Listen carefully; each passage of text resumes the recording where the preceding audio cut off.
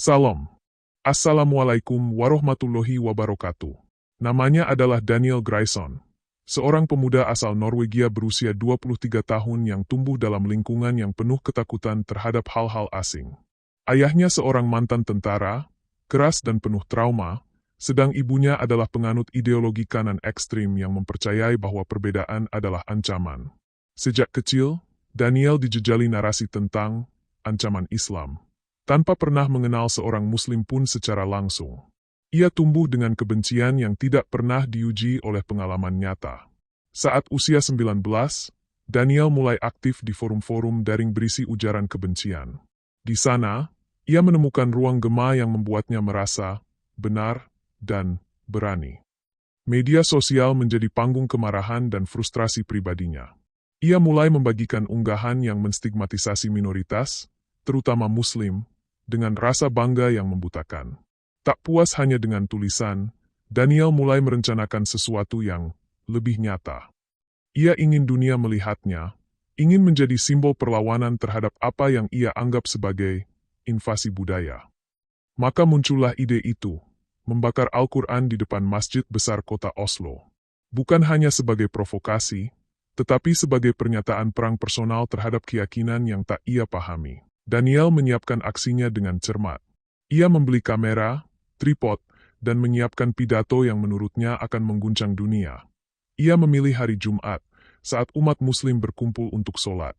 Lokasinya pun strategis, sebuah taman di seberang masjid tertua di kota. Dalam pikirannya, ini bukan sekadar aksi bakar-bakaran, ini adalah pernyataan simbolis. Kami tidak takut. Tapi ia tak sadar, ketakutanlah yang menjadi bahan bakarnya. Beberapa temannya di dunia maya menyemangatinya, sementara yang lain memperingatkan tentang risiko hukum dan sosial. Namun, Daniel merasa ini adalah momen yang akan mengukir namanya dalam sejarah. Pada pagi hari itu, Daniel mengenakan jaket kulit, membawa korek gas, dan sebuah kitab Al-Quran yang dibelinya secara daring. Kamera menyala. Dunia bersiap menontonnya. Tapi di balik layar, ada mata-mata yang memperhatikannya. Komunitas Muslim setempat telah mencium gelagat. Mereka tidak akan tinggal diam. Kerumunan kecil mulai berkumpul saat Daniel berdiri di atas kursi lipat. Ia membuka orasinya dengan suara lantang, menuduh agama sebagai sumber kekerasan. Beberapa orang lewat dengan wajah terkejut, sebagian merekam.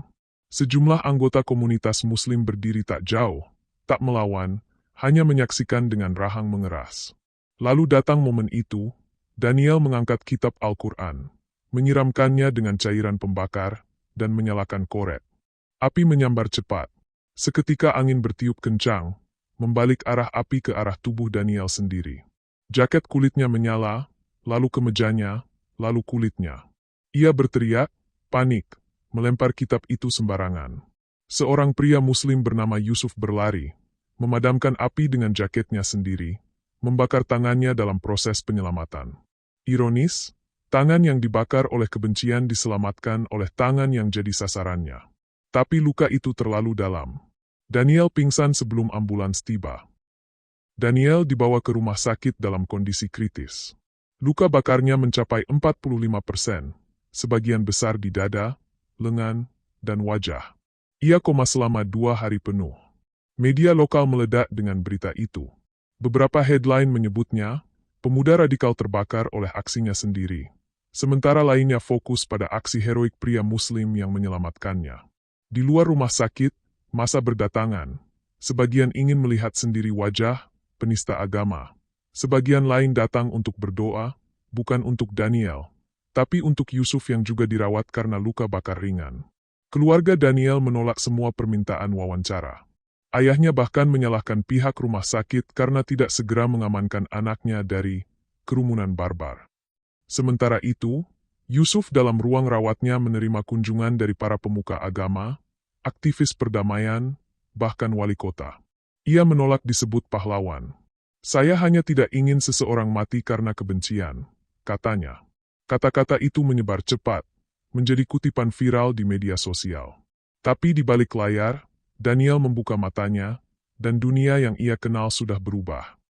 Pandangan pertama Daniel saat sadar adalah wajah ibunya yang menangis dan perawat Muslim yang sedang mengganti perban di lengannya. Ia ingin marah, tapi tak ada tenaga. Beberapa hari kemudian, Yusuf datang menjenguk. Daniel tak bisa menatapnya. Luka di wajahnya terlalu menyakitkan, bukan secara fisik, tapi secara batin. Yusuf hanya berkata pelan, "Aku tidak datang untuk menuntut maaf. Aku hanya ingin kau tahu, aku tidak benci padamu." Daniel membisu.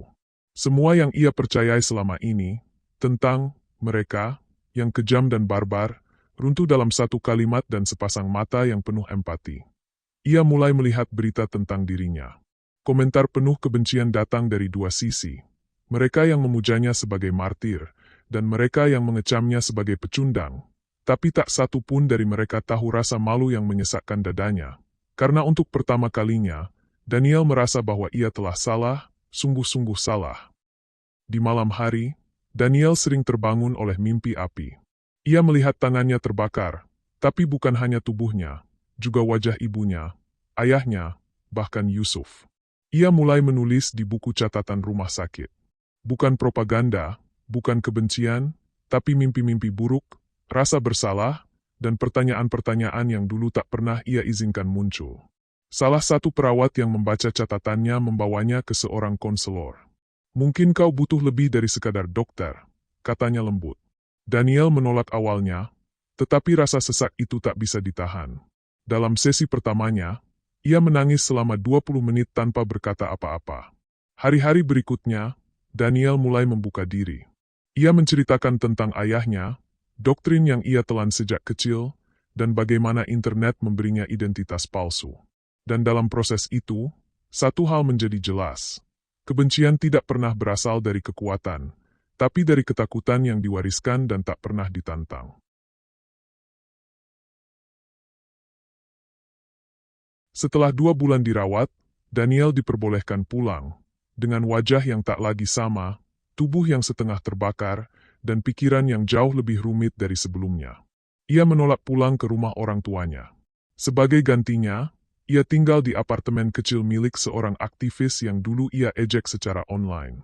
Aktivis itu, bernama Lenny, menyambutnya bukan sebagai musuh, tapi sebagai manusia yang sedang belajar ulang tentang cinta.